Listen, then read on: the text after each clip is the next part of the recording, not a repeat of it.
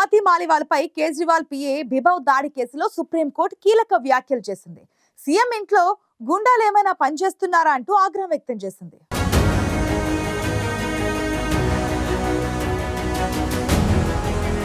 స్వాతి మాలివాల్పై దాడి కేసులో అరెస్టైన బిభవ్ బెయిల్ కోసం సుప్రీంకోర్టులో దాఖలు చేసిన పిటిషన్ విచారణ సందర్భంగా నిందితుడిపై తీవ్ర ఆగ్రహం వ్యక్తం చేసింది.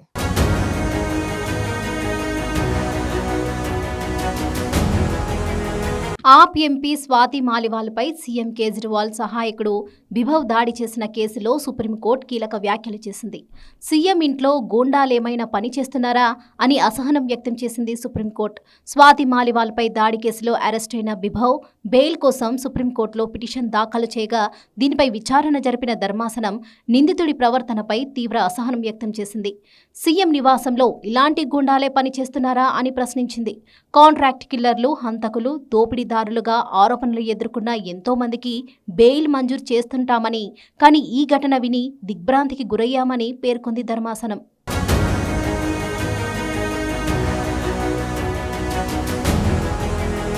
స్వాతి మాలివాల్పై దాడి కేసులో అరెస్టైన బిభవ్ బెయిల్ పిటిషన్ విచారణ సందర్భంగా ఓ యువతితో ప్రవర్తించే తీరు ఇదేనా అంటూ సుప్రీం ప్రశ్నించింది.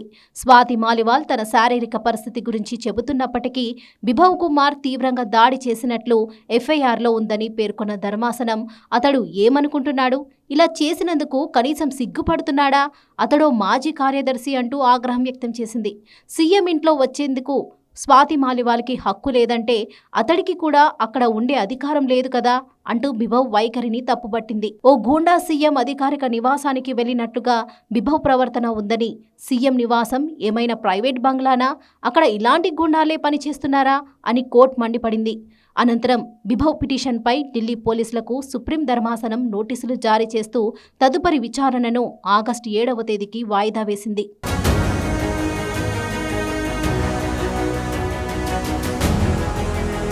మద్యం పాలసీ అక్రమాల కేసులో అరెస్టైన ఢిల్లీ ముఖ్యమంత్రి అరవింద్ కేజ్రీవాల్కు సర్వోన్నత న్యాయస్థానం మధ్యంతర బెయిల్ మంజూరు చేయడంతో సుదీర్ఘకాలంగా కేజ్రీవాల్తో కలిసి పనిచేసిన స్వాతి మాలివాల్ మే 13న ఆయన్ను కలిసేందుకు సీఎం అధికారిక నివాసానికి వెళ్లారు.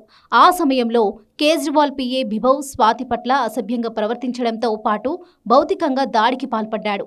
దాడి జరిగిన వెంటనే పోలీసులకు సమాచారం ఇచ్చిన స్వాతి 3 రోజుల అనంతరం ఫిర్యాదు చేశారు.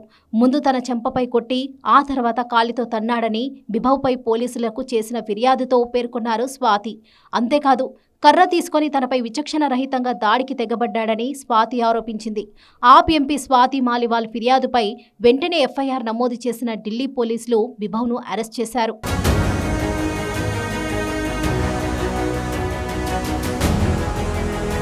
స్వాతి మాలివాల్పై దాడి కేసులో అరెస్టైన కేజ్రీవాల్ వ్యక్తిగత సహాయకుడు బిభవ్ కుమార్ని పోలీసులు కోర్టులో హాజరుపరిచారు. ఈ క్రమంలోనే కోర్టులో ఢిల్లీ పోలీసులు కీలక వ్యాఖ్యలు చేశారు. బిభవ్ కుమార్ని కస్టడీలోకి తీసుకునేందుకు అనుమతి అడిగే క్రమంలో దీన్ని సీరియస్ కేసుగా పరిగణించాలని విజ్ఞప్తి చేశారు పోలీసులు. ఈ దాడి ఆమె ప్రాణాలు తీసి ఉండేదని, అంత తీవ్రంగా బిభవ్ దాడికి పాల్పడ్డాడని పోలీసులు వెల్లడించారు. ఓ ఎంపీపై అలా అనుచితంగా ప్రవర్తించాడని ఏమాత్రం తేలిగ్గా తీసుకోకూడదని కోర్టును కోరిన పోలీసులు, పైగా నిందితుడు తమ విచారణకు ఏమాత్రం సహకరించడం లేదని అసహనం వ్యక్తం చేశారు. ఈ కేసుపై లోతుగా విచారణ చేపట్టాల్సిన అవసరం ఉందని కోర్టుకి వెల్లడించారు ఢిల్లీ పోలీసులు.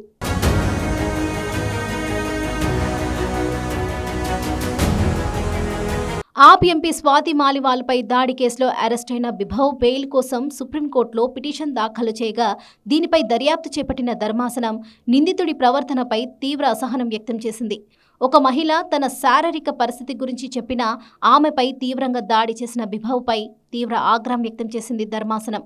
అనంతరం బిభవ్ పిటిషన్పై ఢిల్లీ పోలీసులకు నోటీసులు జారీ చేస్తూ తదుపరి విచారణను ఆగస్టు 7వ తేదీకి వాయిదా వేసింది సుప్రీంకోర్టు.